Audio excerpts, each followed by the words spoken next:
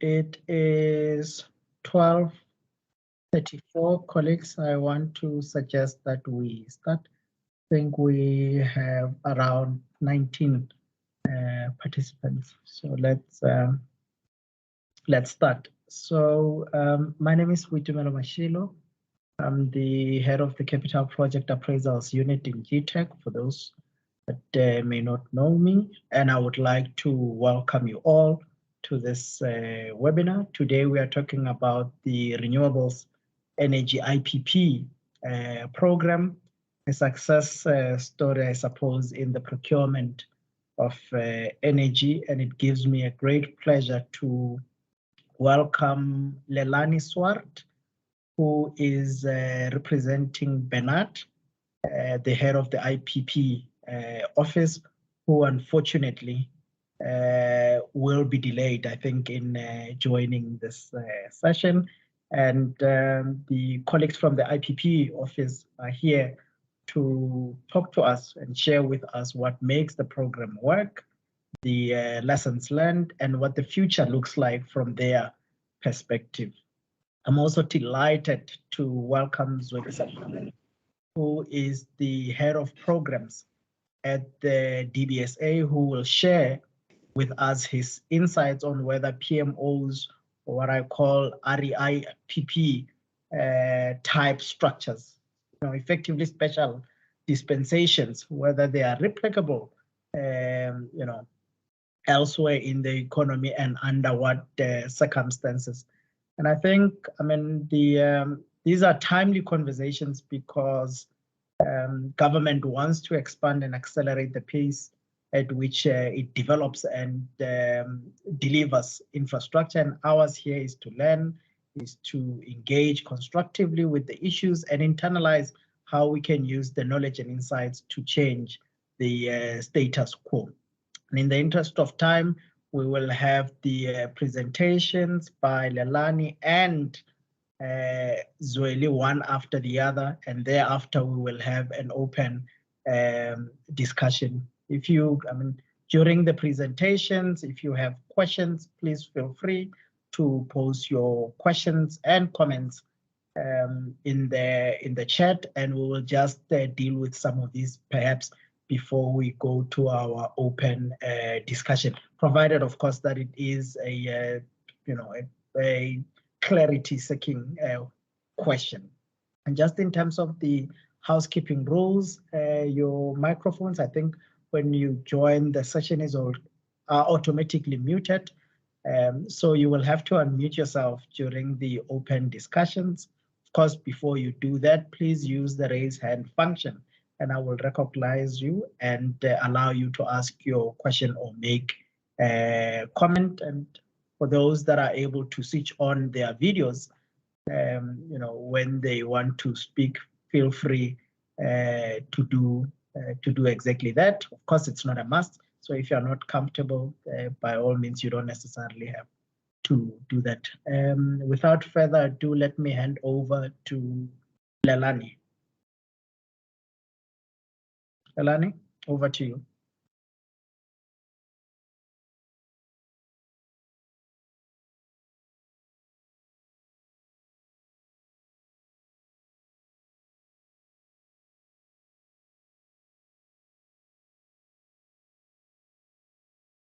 Lelani, if you are talking, please unmute your mic.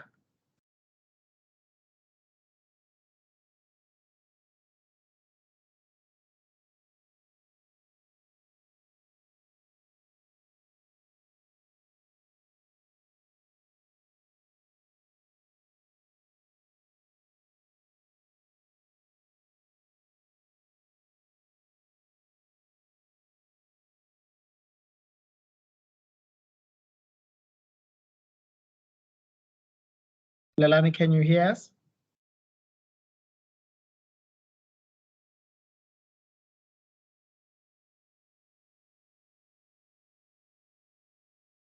All right. I think Lelani might be experiencing some.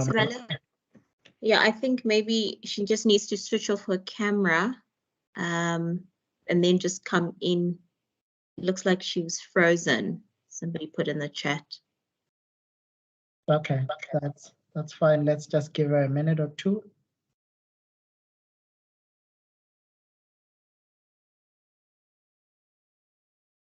Oh, she's back. She is back.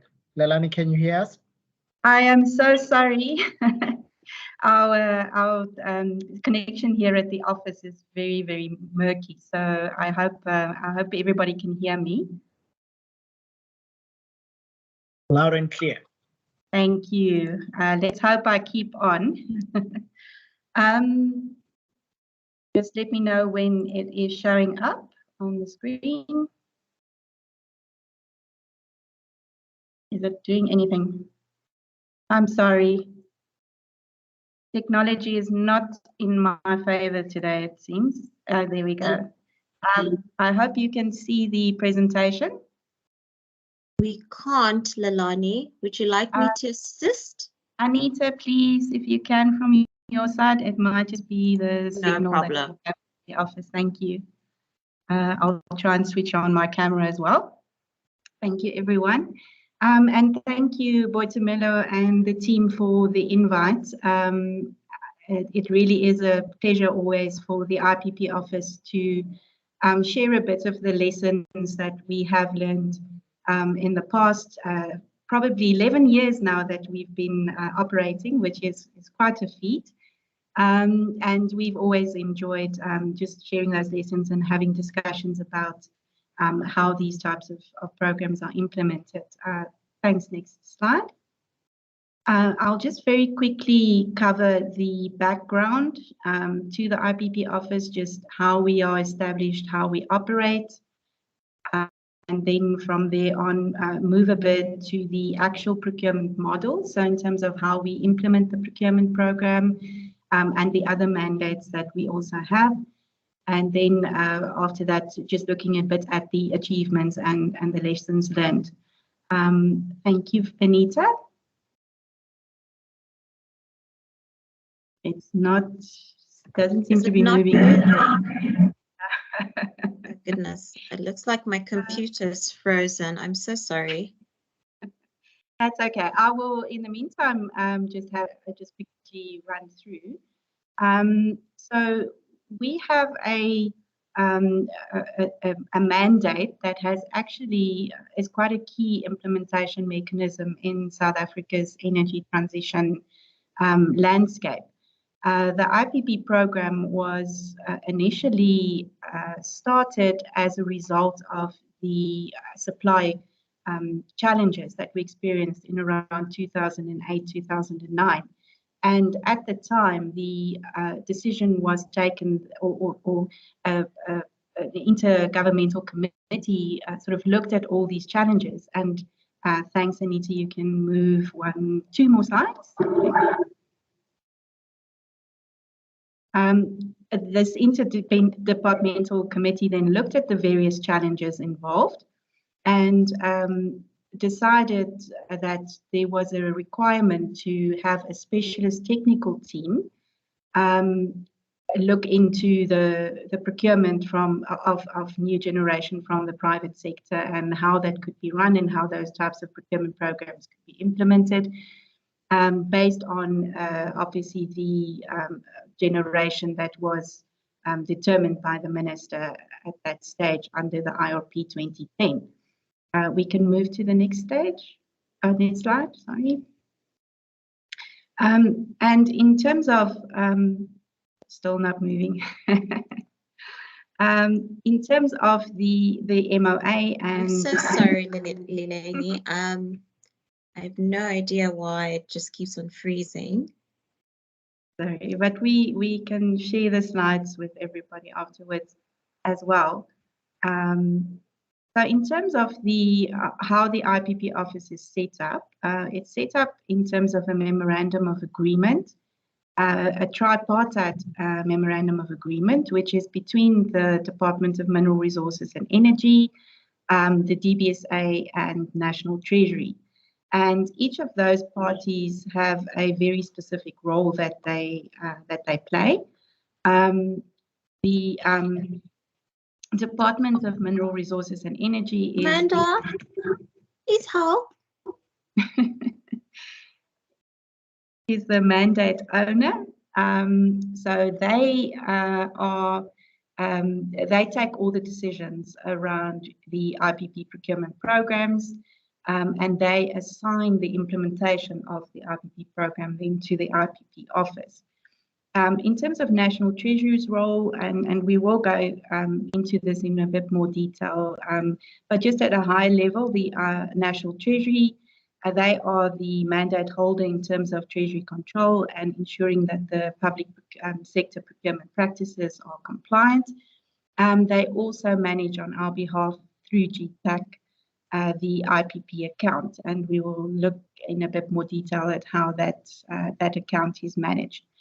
The Development Bank is an agent, performs an agency function in terms of hosting the IPP office as a specific and specialized project office.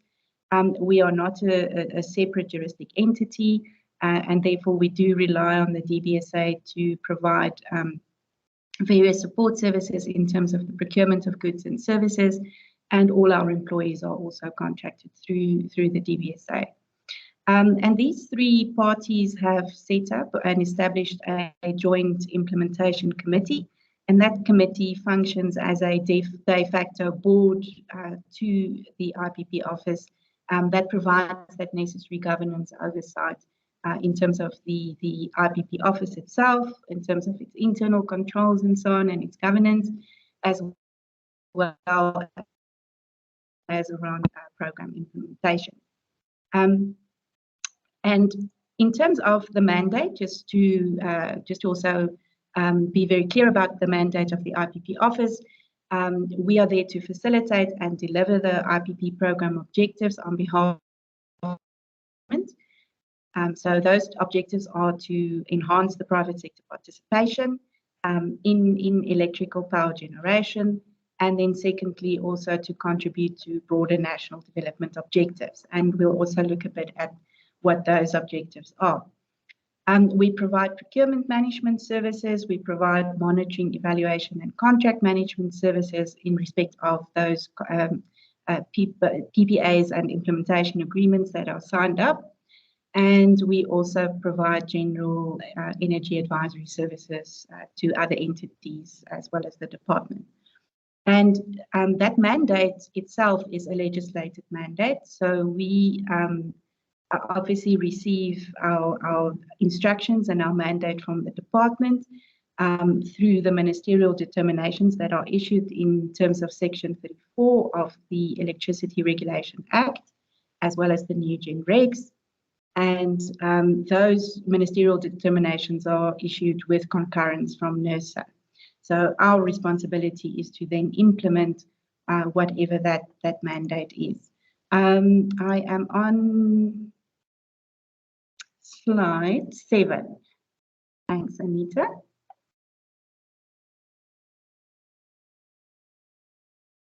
So that just shows the relationship and the mandate. And another slide. Okay, we can go back to that one. Thank you.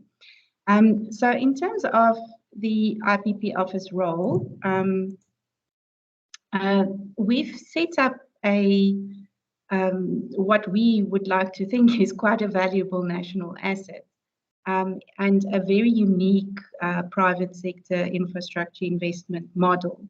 And although it follows the sort of standard infrastructure procurement processes, within that we have varying degrees of responsibility. So starting right at project origination, the IPP office looks at the program concepts. We identify the needs in terms of the determinations that have been issued, and we then also do a bit of preparation in terms of looking at what would be necessary in terms of either policy, legal, regulatory environment to implement these programs. We also provide some inputs into sectoral planning strategy in terms of the energy sector, looking at the program and project feasibility itself, They're doing quite a bit of research beforehand and research into new ways of and new trends that are coming up in the energy sector. And then actually doing the strategic and financial project packaging. So in terms of the procurement, we then go on, we do the program design, the document design, which looks at both the project procurement, the requirements in terms of the project procurement, as well as the socioeconomic development aspect of that. We prepare that in terms of the procurement documentation, and then we manage the actual procurement process itself. And then following that, once these projects are reach financial close and are in construction, we then also do the actual contract management thereof. So we have quite a broad range of responsibilities and also quite a broad range of capabilities that have been developed over the years. Thanks. Next slide.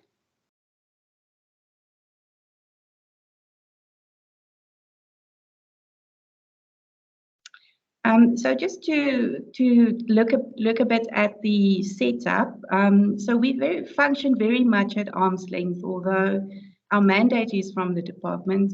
We do function quite a bit at arm's length from government, and that's also an important point which we can come back to on the lessons.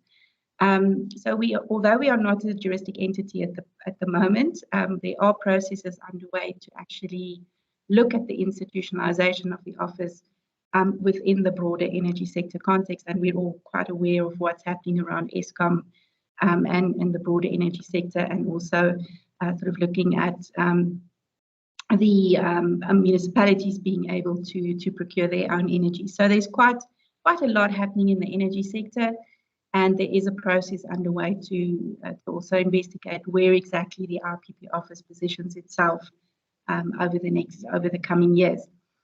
We have our own offices. We are in Centurion, and we are about 55 fixed-term staff at the moment, contracted through DBSA. And as I've mentioned, DBSA also provides the services in terms of all goods and services that need to be procured.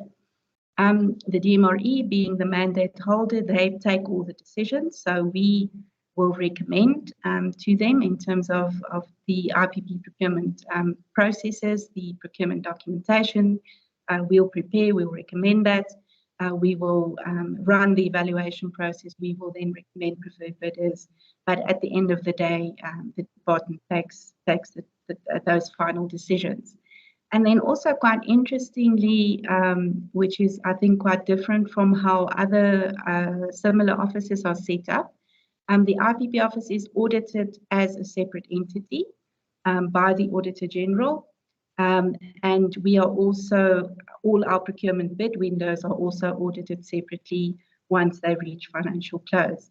And I think we are quite happy to say that we've not had any qualified audits since 2010.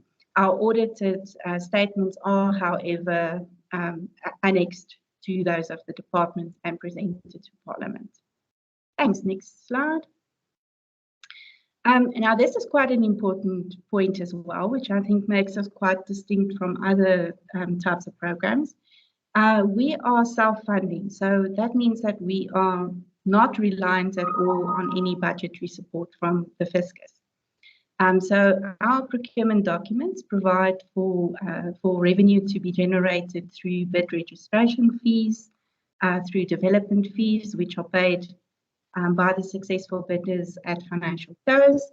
And then more recently, we've also introduced a contract management fee, which will actually come into play from next year, which is paid quarterly by the IPPs in terms of the implementation agreement. And those fees are used to recover the costs associated with our contract management function. So these funds, once we receive them, they're paid into the IPP account, which is held by GTAC. And GTAC then, out of that, pays the DBSA for our expenses in terms of, the goods and services and so on, and staffing costs. And it's interesting also to note that especially the future program management costs that are funded through the IPP account is actually a cost recovery principle that's contemplated in the Act as well as in the new generation capacity applications. And so, I think what I'm going to take back there is that IPP account does not form part of the national fund. Thanks. Next slide.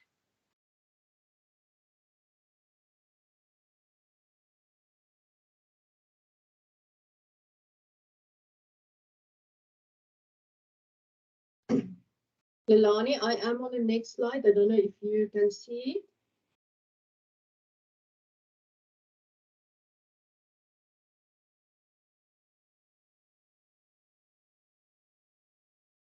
Boitumelo, it seems like Leilani just went off again.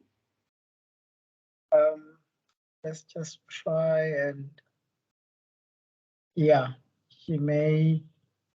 she's actually left the meeting. Let's just give her a minute or two. I'm sure she'll be able to join back on. Sorry, Apologies, colleagues. Technology is great when it's working. sorry, the network with Leilani is quite bad. Sorry, Desiree, Yes. I see your line is not very clear. I'm so sorry, everyone. Oh, This is really you're back. ridiculous. The guards are out to get me today. I hope you can hear me. Yes, Leilani, we can hear you. Can you still see the screen?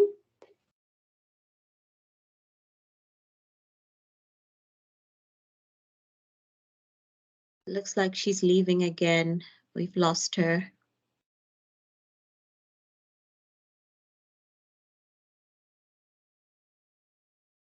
Perhaps it's clear that we don't need to go back to the office.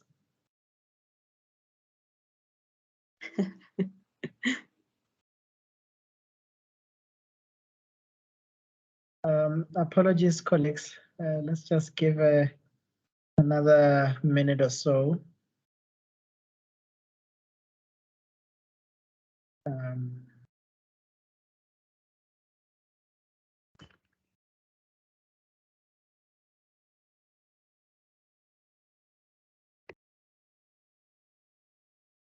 All right, everyone, can you hear me? Yes, we can. Is that Leilani? Yes, Boitumelo, I'm so sorry. I'm actually joining from a colleague's laptop and trying to see if that works, because clearly the guards are out to get me on my side today. So I hope you can still hear me.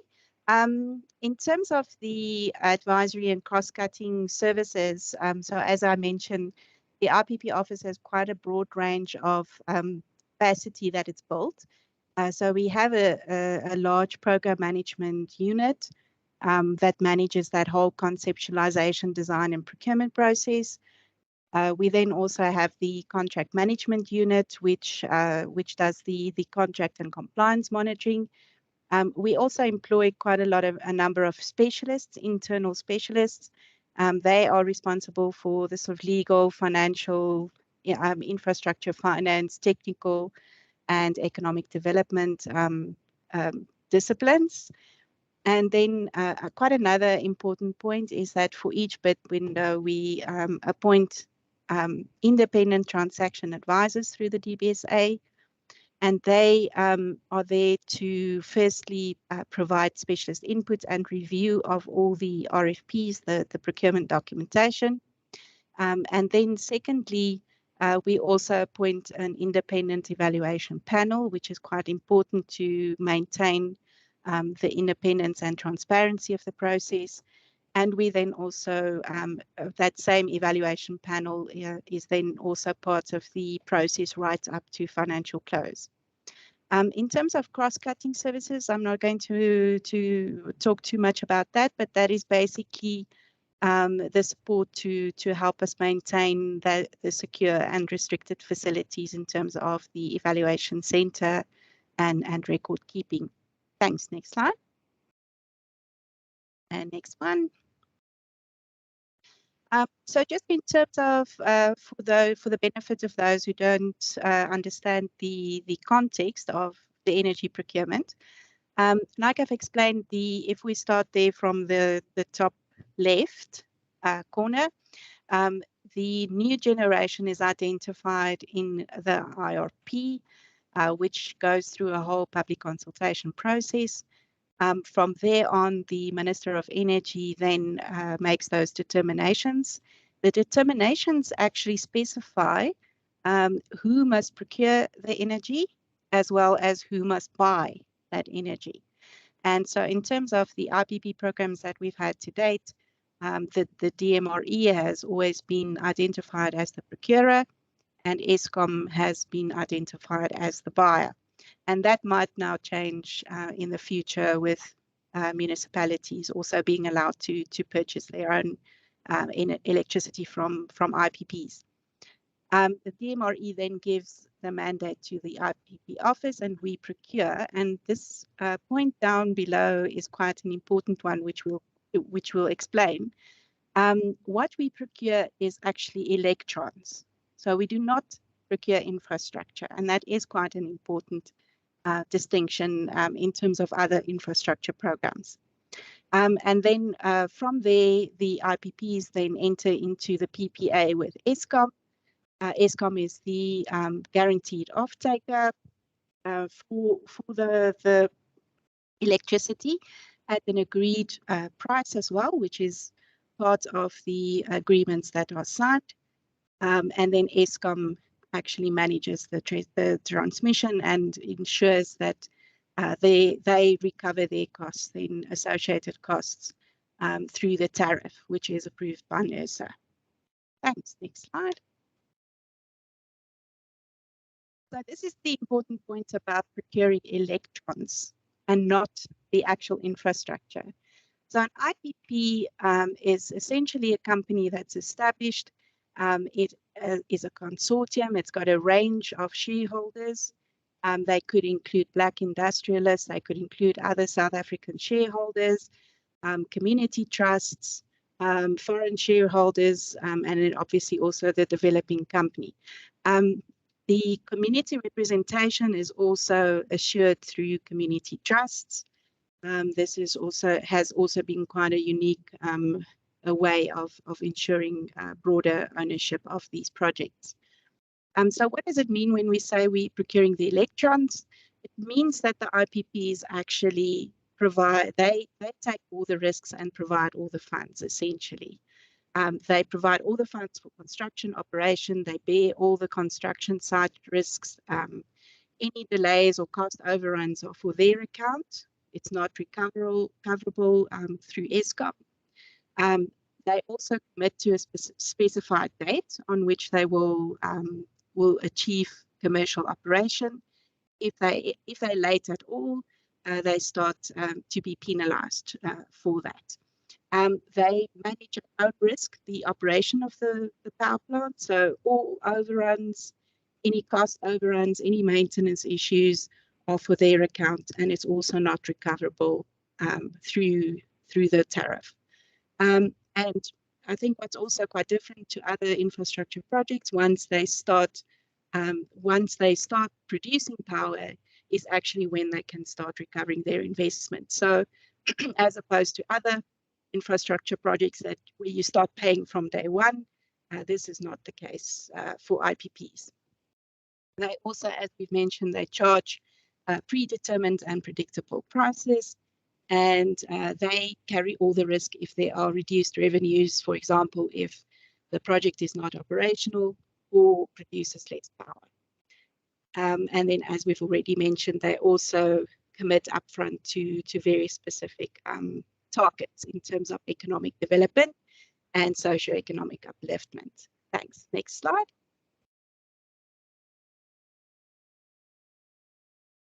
I'm not going to dwell too much on this, but just to, I think, confirm that the procurement stages is very similar to sort of any infrastructure program where we have a request for proposals that go out. There's a period that's given, usually around 4 to 6 months for bid preparation and submission. There's a bid evaluation process that's usually up to around 1 or 2 months. And then the projects have to meet all certain conditions in order for them to reach financial close and then start construction. Right. I think this is quite important to also recognize that in terms of the request for proposal, we essentially have 3 parts of the, that makes up the procurement process. So part A is usually just around the normal requirements and the rules of the procurement.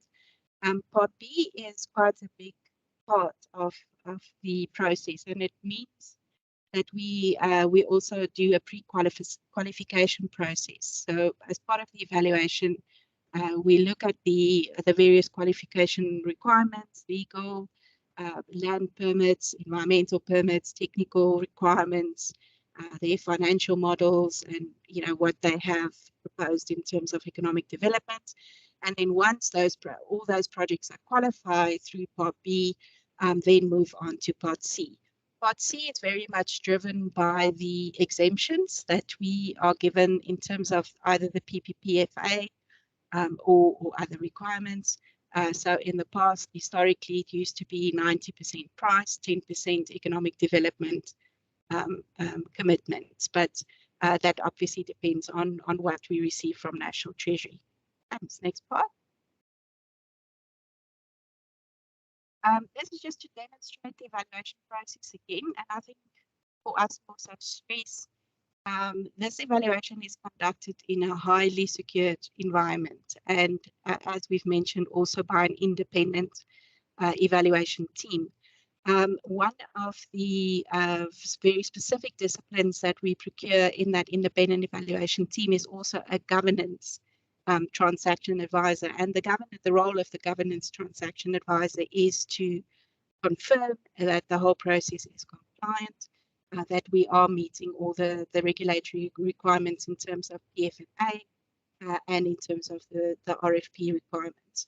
I'm not going to dwell too much on that. I think people can go through the presentations at their leisure and sort of see how the details of it works. Thanks. Next slide.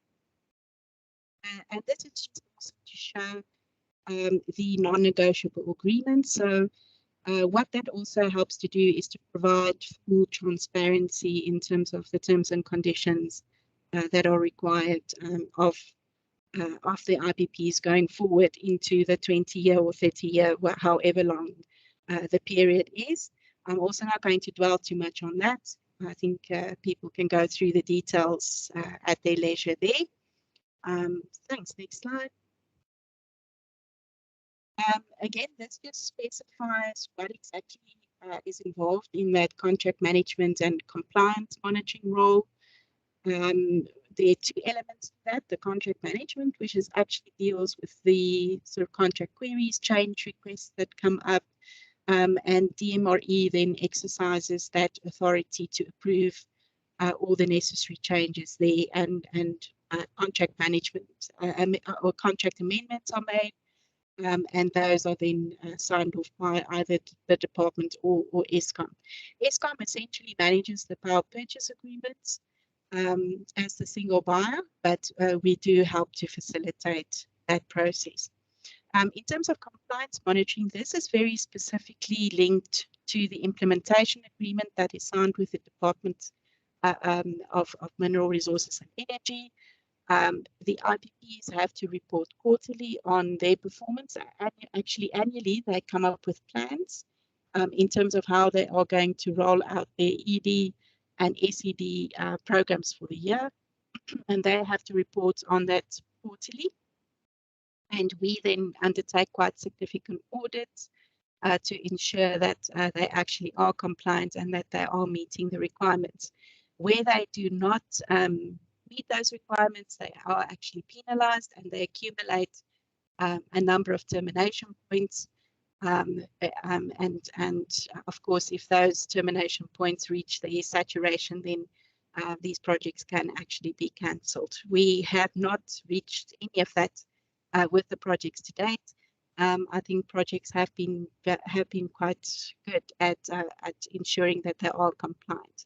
They have been penalised, and they have had to pay penalties. So that has actually happened. Thanks. Next slide. Delani, may I Yes. ask you to please move faster? Okay, sorry. Yes. Yeah, towards Okay. conclusion. I'll run very quickly through these ones. I think this is also just for interest's sake in terms of what has been achieved through the IPP program to date. This is focused purely on the renewable energy, but of course, as we've also mentioned, we are responsible for other non-renewable energy source procurement as well. We can move to the next slide. This is also just for interest's sake. It looks at the socioeconomic development objectives. So those really just what they focus on is jobs created, the amount of money, as well as the actual interventions in terms of socioeconomic development, skills development, enterprise development. We also monitor the CO2 offset and sort of water savings. We also look at local content spend, which is quite interesting, about 62 billion rand spent to date in terms of local content for these programs. The shareholding is identified there. At the moment, we are sitting around 34% shareholding by Black South Africans. And then also the other procurement spend that is also monitored, which is quite a large amount. Thanks. Next slide. We can skip that. That's just for interest. We can skip that one as well. And then the lessons. We can go to the next slide. I think I did talk too many of the lessons as we went through the presentation. I think perhaps the third bullet point is it would be quite interesting, especially for our National Treasury colleagues. We have to date provided sovereign guarantees as part of the program, and that has been an important element for encouraging that initial investment. So the IPP program is seen as is actually progressively reducing asset-based contingent liability, but we are obviously also recognizing that there are many pressures on the fiscus, so we do need to look at the procurement design in terms of how we can move this forward, to look at other alternative mechanisms that would still retain investor interest, but actually manage the impact on the fiscus. I think the others are quite self-explanatory. If we can go to the next slide, just want to see if there's any important points there. I think obviously we continuously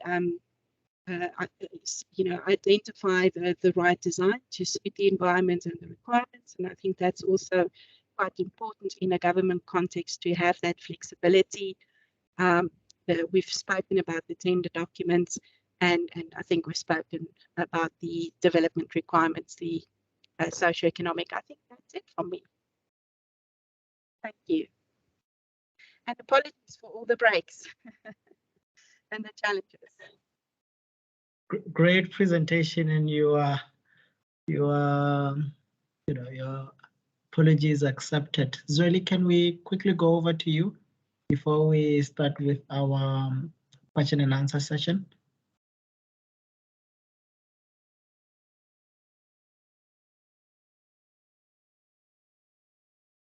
Thank you. Apologies. I'm also trying to get the slide up.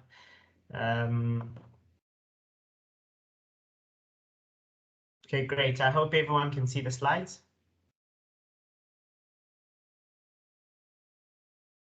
Yeah, please advise if you can see the slides. We can. Thanks, Zweli. Okay, great.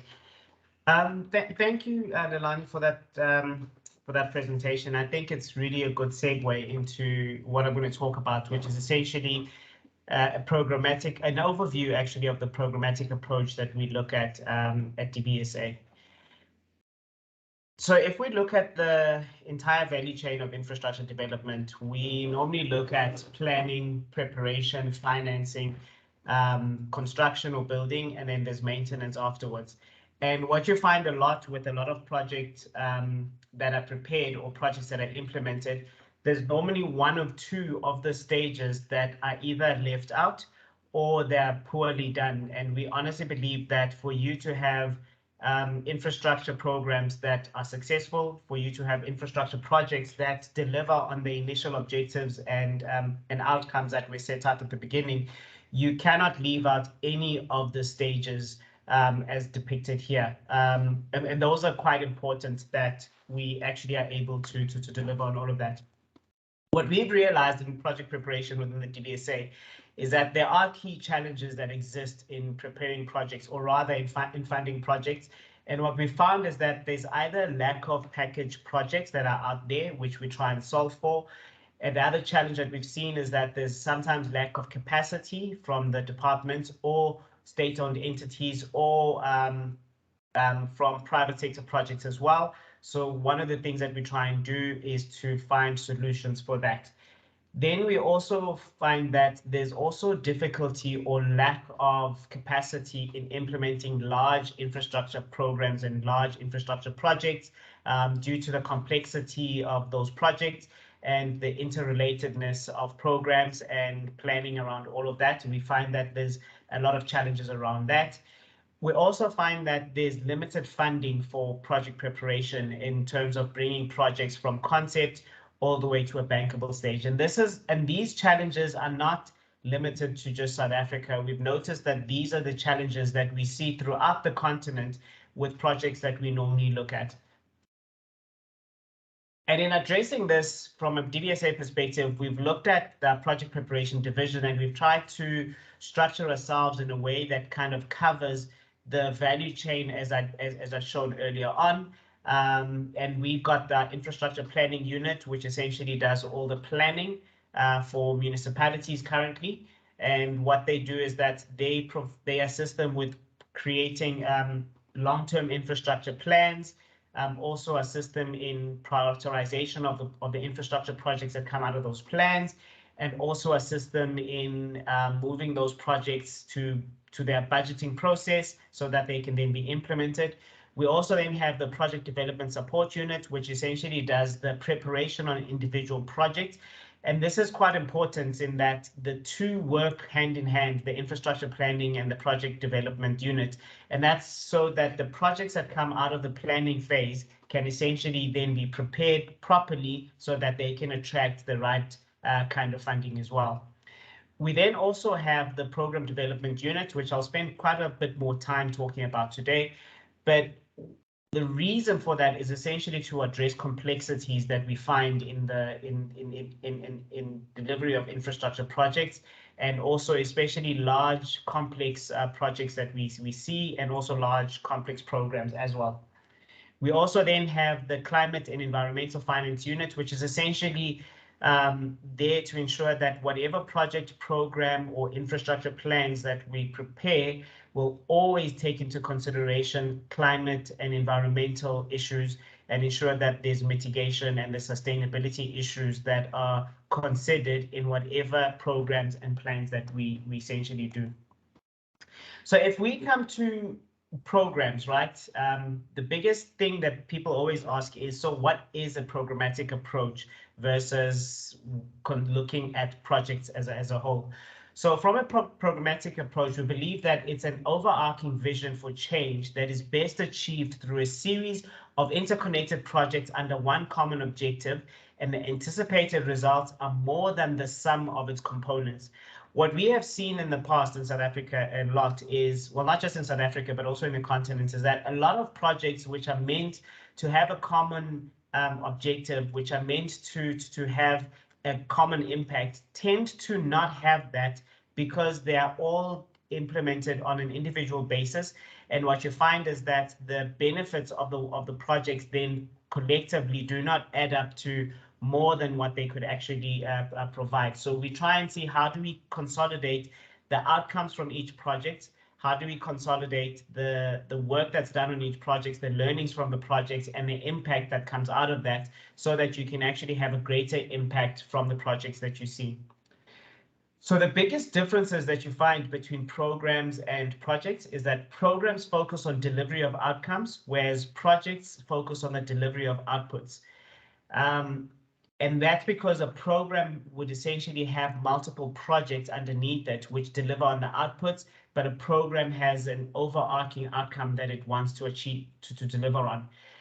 Programs generally comprise of enabling projects and activities, and programs usually have a long lifespan and usually consist of a number of tranches that can take several years to deliver. If you think of the IPP office, we've had 5 different bid windows, which you could call different tranches for delivery, and those have happened over multiple years to get us to where we are currently.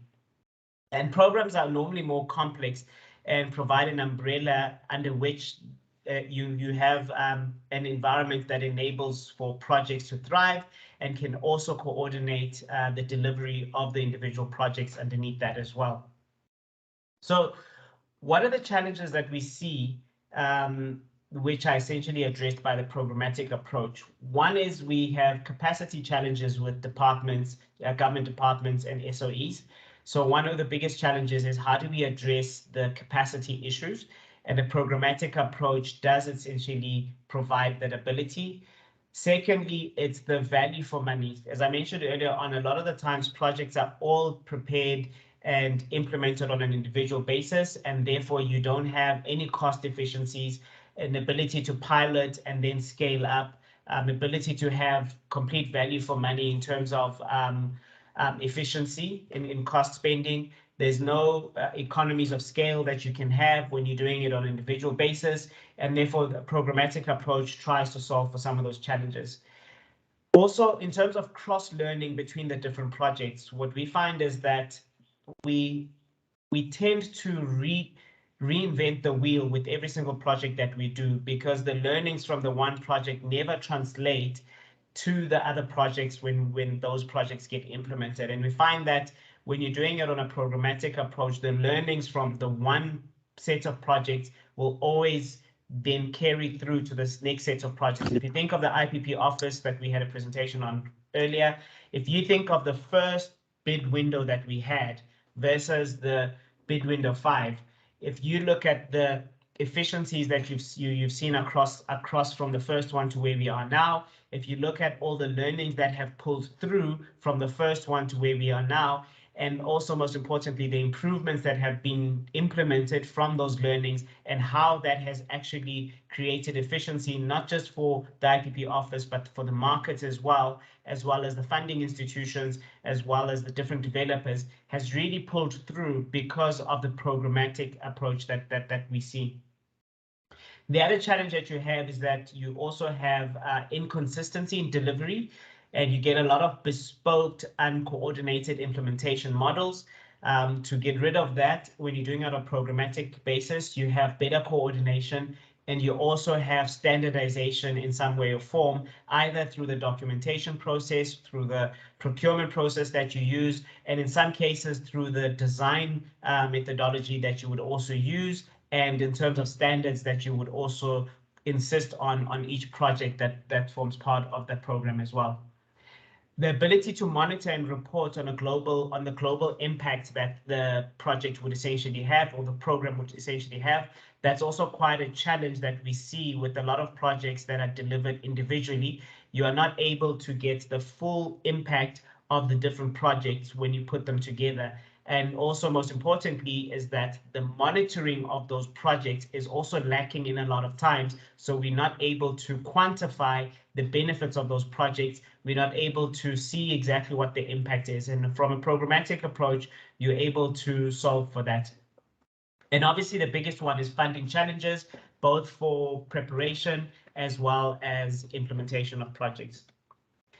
So some of the key benefits for having a project preparation, of having a program development structure is that you have quite a lot of benefits from what you see there in terms of creating an enabling environment for all parties to play in.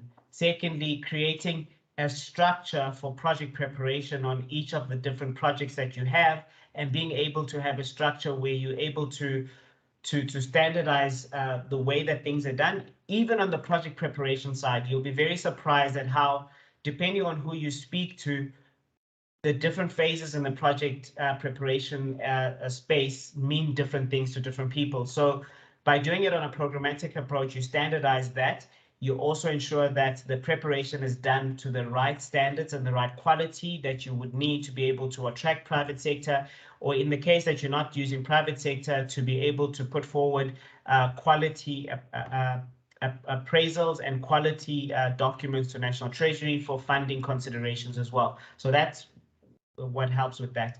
It also helps with procurement. And why is it important that we look at procurement is the fact that the more standardized and the more predictable procurement is, the more comfort that private sector has in participating, not only from an implementation perspective, but also in terms of a funding perspective. Banks and commercial banks generally like having a very clear and very well understood procurement process, a very clear and well understood process that is predictable, that people can follow, and they know exactly that if you do A, you can expect B. So that procurement process actually helps in ensuring that you're able to crowd in the private sector into your program as well. I've already spoke about standardization. That's quite key in a lot of ways. One is, if you're able to standardize the documentation, it becomes easier to manage those documents. It becomes easier to manage contracts if the contracts are standard and you don't have big changes between one contract and another contract on a similar project. It helps with that standardizing. It also helps with managing those contracts and also helps with monitoring and evaluation against that. Also, when you do loan agreements, standardizing those also reduces the cost of getting those agreements done. And secondly, it also creates predictability and ability for everyone to follow the same process and for everyone to be on the same page when it comes to playing in the sector as well. The learnings that you get from the program essentially come through due to best practices that you will see. The best practices come through because of the learnings that you get from one project to the next. And also, most importantly, is keeping a team that's able to ensure that there's consistency throughout the process as well. Communication becomes a key element as well to ensure that we're able to communicate better and be able to not communicate only internally within the program, but with every single stakeholder and with every single party that needs to be involved in the process as well. I won't speak much about technology, but I think the other key thing which I mentioned earlier on is monitoring and evaluation, because that's really quite important. The ability to monitor project outcomes on a large scale to determine the global impact of the program is really quite something that you really want to be able to be on point with, because then you are able to measure the impact, you are able to measure what exactly has the program achieved, what exactly is the program doing. And also in terms of being able to attract funding, you are able to provide information to stakeholders, to funders, to people involved in the program to ensure that everyone is essentially on the same page. Monitoring also assists with maintenance, scheduling, and management and funding, and also sharing of knowledge across the different projects, and also being able to take those learnings and use them somewhere else. Something else which I didn't mention earlier is the fact that having a programmatic approach helps in reduction of risks. Why do I say that? In terms of capturing lessons learned, I've spoken a lot about that, which is really quite important. But reducing the risk of facilities not being fit for purpose, if you do it on a programmatic basis, it's easier to ensure consistency in how projects are delivered, consistency in terms of the outputs that you're looking for, but also consistency in terms of the structure, the funding, the process followed, etc. It also removes the mistakes that could possibly happen, because you quickly learn so that the next project doesn't make the same mistakes as the previous one. And also you also ensure that you have consistency in design and implementation across the entire program as well. And then the other thing which I mentioned is transparency, because transparency allows for scalability, it allows for replication, It allows for predictability, standardization, bulk sourcing of funds, and also private sector participation as well. And then the other thing which is important is the governance framework and structure. So what I've put there is a very high level structure that we normally use, where the programs that we develop, DBSA doesn't own any of those programs. Those programs are owned by the mandate owner. In the case of the IPP office, that mandate is owned by the DMRE. In the case of the program which I've put forward here, which is the ADAM program, that program is also owned by the DMRE. What I want to say though is that not every PMO that becomes part of a program is structured the same, because each PMO and each program has to be structured to be fit for purpose for the program which is trying to address. So the important thing is not to assume that because of the way that the IPP office is structured and because of the way that the IPP office works, you can simply just take it and impose it on another program and you would be good to go. Yes, there are learnings from the IPP office that you can carry across to another program, but very importantly, one needs to know what is it that you want to achieve with the program, because once you know that, it has an influence on how you structure. You also need to know who's involved in the program, because that has an influence on how you structure it. And also, what problem are you solving for? The IPP office was solving for a specific problem. The ADAM program solves for something different. The student housing program solves for something different. And it's very important that up front in the design of the program, in the design of the governance framework and structures, you take into consideration the thing that you're solving for, number one, and number two, what governance framework and structure needs to be in place to ensure that you actually get the desired results as well. And yes, there would be learnings from the one program to the next that we have seen. However, it's very important to realize that you can't just superimpose the one program to the other. And then also, the one key thing that makes programs very successful is being able to have a clear governance framework. What that governance framework does is that it ensures that you have proper program management. It ensures that you have proper governance arrangements, which is roles and responsibilities, plans, etc. It also ensures that you have project management guidance arrangements, governance arrangements, sorry. And it also makes sure that the way that you use specialist advice is done properly. The benefits realization arrangements can be done up front. Risk management can be done at a programmatic level through the governance framework. Post-implementation and evaluation arrangements also need to be taken into consideration when you're doing that. And also contingency arrangements and plans and quality and capacity requirements can then be done for the program through the governance framework that you've put in place. What we've found is that when you don't have the governance structures put in place properly from the beginning, you tend to have challenges as you go along, because the roles and responsibilities tend to float, and nobody tends to want to own any responsibilities, and therefore no one's responsible. And if no one's responsible, then certain things don't get done. So having a proper governance framework, properly allocated roles and responsibilities, proper structures in terms of who does what, when do they do that, how you're going to do them, it actually helps in ensuring that you're able to get a program that's quite successful. The other key thing which we've realized at DBSA is that looking at the different programs that we run, we've noticed that there's a lot of resources which are very similar and common across the different programs that we run. So for example, every single PMO would have a legal resource or legal requirements. There's technical requirements, there's project management and administration functions, then there's a financial structuring and capital raising that's involved in the whole structure.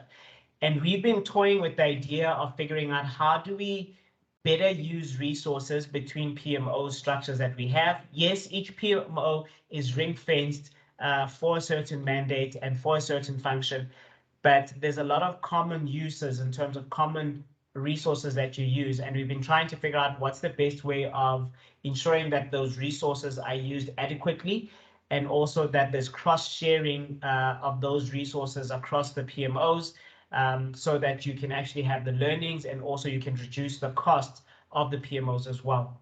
So that's work that's currently taking place, and we're doing quite a bit in terms of structuring that to help reduce the cost of running these structures as well. So how do we get started? I think the biggest thing about PMOs and a programmatic approach is being able to determine and define what the common project scope is. It would be very difficult, for example, to take the Department of Health's infrastructure plan and try and mix it with the plans for student housing in the university space, because there isn't really a common alignment in terms of the scope and the objectives of those programs. So it's very important to understand what that is. The timeline and timeline alignment of the program. How long will the program last for? The length of that, the impact that you want, etc., needs to be looked at. The common project objectives, essentially, the more common the objectives are of a program, you can then pull a lot of projects together into the similar program. What that suggests is that it doesn't mean that a program is always limited or restricted to one department. It is possible that you can have different projects in different departments, let's say water and sanitation, Department of Energy, Department of Health, which essentially can be delivered together as a program. Because if you think about it, hospitals need water. So you need to make sure that with every single hospital program that you do, there's an element of water and sanitation that's taken into consideration.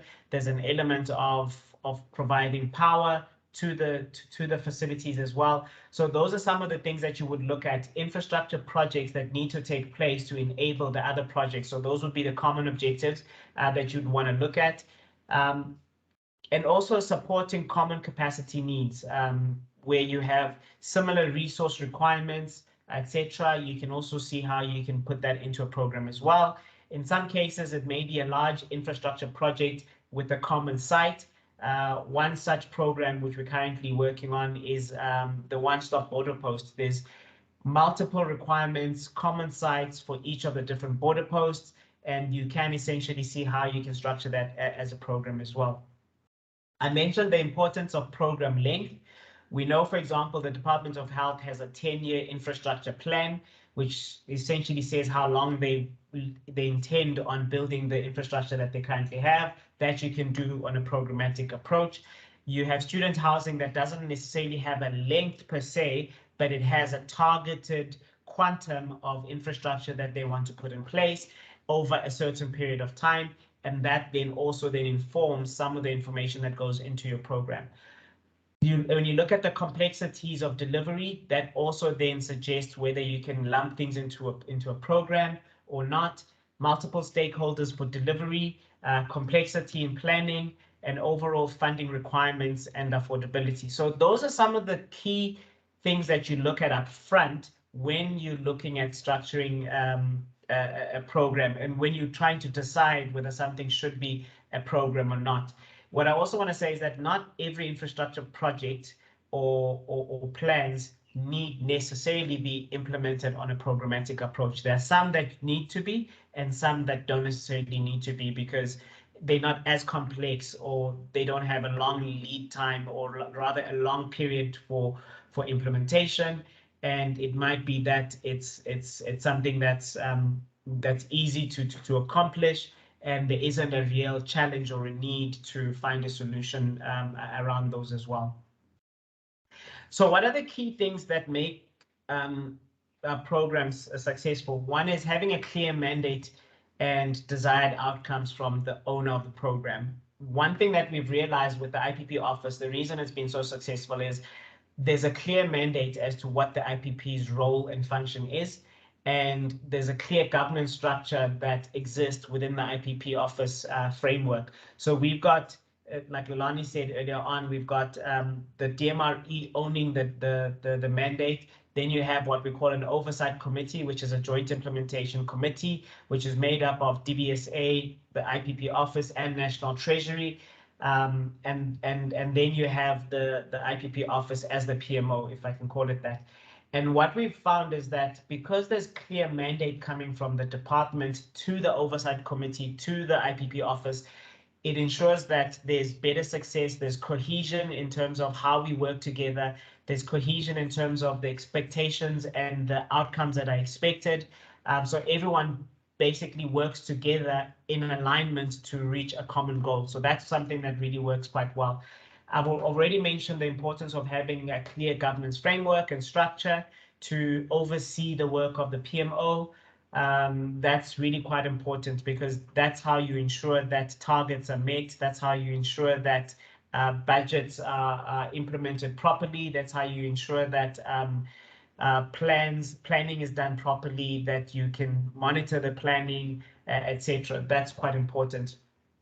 Thirdly, the ability to attract quality resources. The one thing that you don't want to do is to have a program and then have substandard resources. And what I mean by resources, I mean the human capital that you need to run the program. And what we found with the IPP office is that people are attracted to the IPP office because of its mandate, firstly, and also secondly, because of the perceived lack of political interference, because it sits as a separate entity that's outside of the department, even though it takes its mandate from the department. I think that also allows it to attract quality resources. It also, because of that perceived independence, it also has a high level of trust with stakeholders. Now, stakeholders, I'm talking about the commercial banks, the private developers, and then the market in general. It has that because of the perceived independence from the department and the fact that it doesn't really have political interference in the way that it's structured and also in the way that it operates as well. And then obviously the ability to source funding, because PMOs in nature need to be funded so that they can work.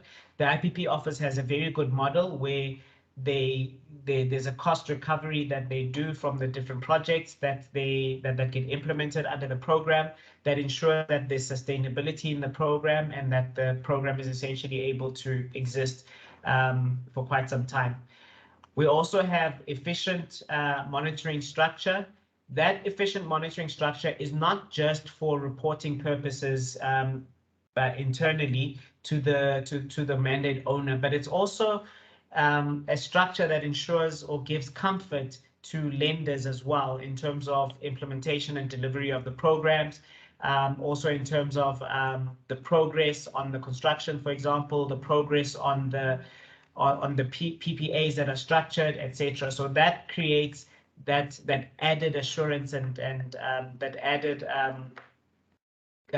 comfort level that the market would also have.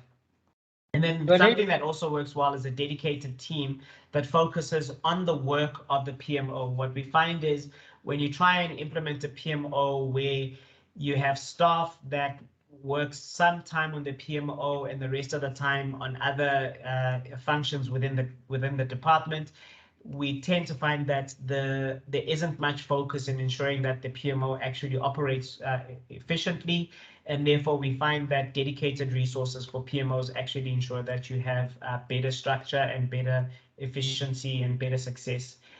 And then one which I can't stress much enough is the predictability that's required. And that predictability gives comfort to all the stakeholders. It gives comfort to everyone who's involved in the process to know exactly how things are going to work, how they're going to be implemented. And also, for example, knowing that if the procurement process is going to be undertaken, how will it happen? How will it unfold? The timing thereof, the scoring and then the appointment of service providers for that, etc. That actually creates a lot of comfort to the market in terms of ensuring that there isn't any interference in the process, etc. Mr. Sapul, Yes, sir. may I ask you to please conclude? Sure. This is the last slide. So, Great. so I'm literally finished.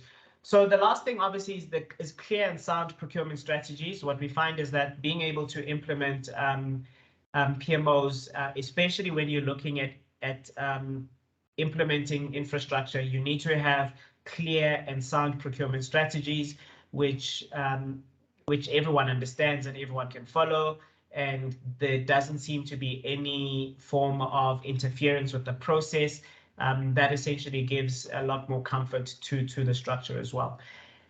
And my parting shot on this is the fact that the PMO structure itself is a vehicle that we use under a programmatic approach.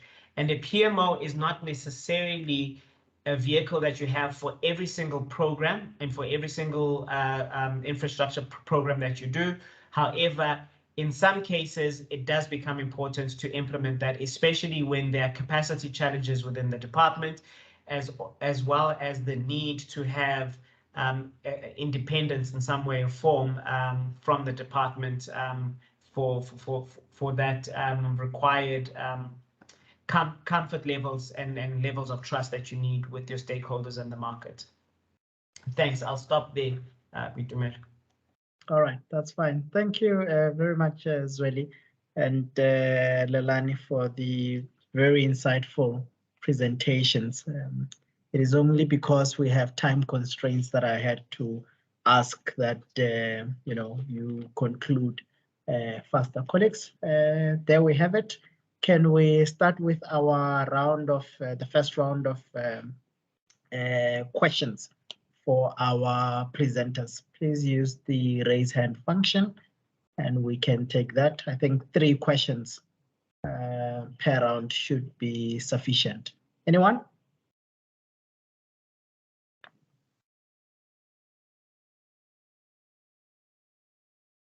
I see. Hi, TV. Go ahead. Hi, thanks, Vitumela, and thanks to the presenters, both presenters. I think it was very enlightening and useful to get a sense. My question I also captured in the chat bar, but just so that colleagues may understand the context in which I'm raising it, is that it's the municipal space has opened up recently, or maybe for a while, with the move towards municipalities now knocking on the door to become distributors, generators, and all other areas of the energy transformation. Now, we've been working with DMRE on the regulations, and part of that also talks to the linkages between that and the MFMA and the need for coherent comments and, of course, effective decision making thereafter. Now, although that the municipal context may be slightly different, given also the quantum or the size of some of these engagements, and I wanted to get a feel from the IPP office if they were part of any of those processes, and what lessons could we learn from that, given that the Treasury has other specific roles in terms of the MFMA, where we do have to provide comments on any long-term contracts or initiatives of this nature. If it goes beyond the PPP type kind of procurement system. Thanks. I want to just park there on this one. The second question I have is all the lessons learned, and maybe this is a more technical part of it. What is the view of the IPP office and even the DBSA in the space of solar and local manufacturing of solar panels and all of that, and whether that has kind of contributed towards households moving into this area now. And how do we then relate to that? Is that some enabling thing, or do we have a booklet out there that one can look at, or just to guide and support that system? Should we believe that that is the way to go? Many of the households are now moving in that space as well. Thanks. Thanks, TV. While people are still thinking through their questions, let me also take this opportunity to ask my question. So one question is for Zweli. So Zweli, I understand what is the technical definition of a project versus a program. What is still not clear in my head is under what circumstances do we take a program and say that we need to establish a specific PMO versus other times when we can just say it is a program, but we can do it, through the conventional process. Whatever the baseline may be in terms of what the conventional process would be. And a question for the IPP office, I just want to understand what are some of your constraints with your current institution or lack of institutionalization, if I may call it that. Is it something that you are worried about, or is it something that, I know that you are looking at it, but is it something that is limiting, or it actually works just as fine? So those would be my questions. I don't see any other hands, so maybe let's take the responses. We can go for the next round. Zweli, Lelani? Thanks, Boitumelo. Maybe I'll go first. Just to answer TV, unfortunately, the IPP office doesn't have a mandate yet when it comes to the municipal procurement. Although we have been working with some of the municipalities, Cape Town in particular, before in terms of thinking through the procurement, but we don't yet have a mandate. And I think it also relates to the second question. I'm aware that NERSA is currently working on the sort of rules around the distributed generation. And we are very much looking towards the guidance from NERSA in terms of how they want to implement this. I think, yes, definitely the localization has contributed to local households being able to affordability for local households to start taking on self-generation. But I think we're a long way off. If we look at some of the international models in terms of power sector reforms, a lot of countries, before they liberalize their markets, they start at the distributory section. And I think we still have quite a long way to go before we can reach that. That's just sort of my personal opinion on that. But definitely all of this is still between the department and NERSA in terms of how this will roll out in the future. Perhaps I can also cover the question around the constraints in terms of institutionalization. Yes, well, we have been working on this ad hoc MOA basis for 10, 11 years now. And we do have to say that it is quite constraining. It's not sufficient not to have those proper governance processes in place, not to be able to take your own decisions. Constantly, we're constantly being pulled either by DBSA or the department in terms of having to get approvals for various things. So that has been quite frustrating. But in terms of the institutionalization, as I mentioned, we are in discussions with the department, with various others. In terms of the IPP Office Role, there is a continuing role for procurement, especially when it comes to sort of large procurement programs. So we do foresee that the IPP Office will still have a role somewhere. Where that role is located, I think that's still up for discussion.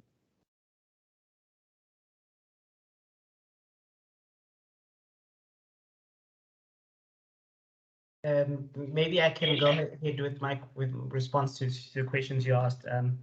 So in terms of when we set up PMOs and when do we sometimes not set up PMOs and what informs the decision to set up a new PMO, a lot of the times it's driven by capacity within the department to deliver on the activity or to deliver on the objectives of the program itself that has been put in place, and being able to ensure that you're able to have dedicated resources that would work on that.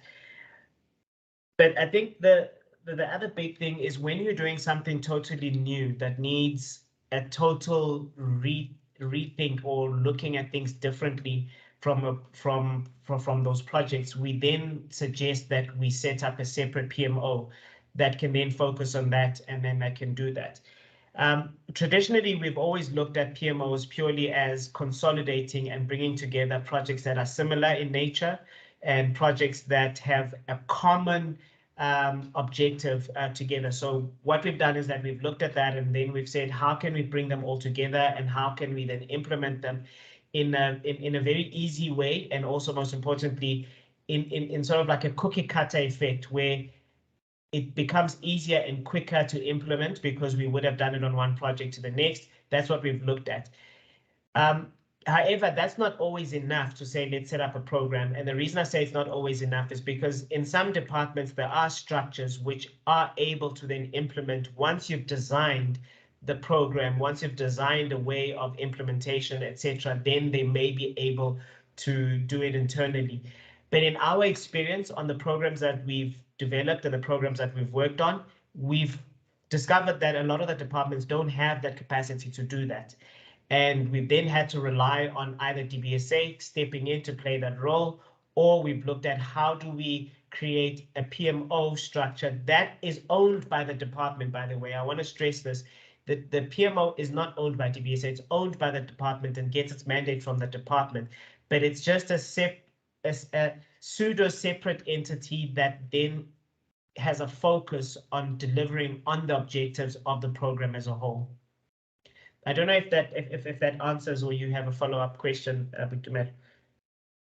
Look, I think in the interest of time, I mean, we can always engage separately on that specific question, but I think for now it is sufficient. Okay. Strova, looks like you have the final word.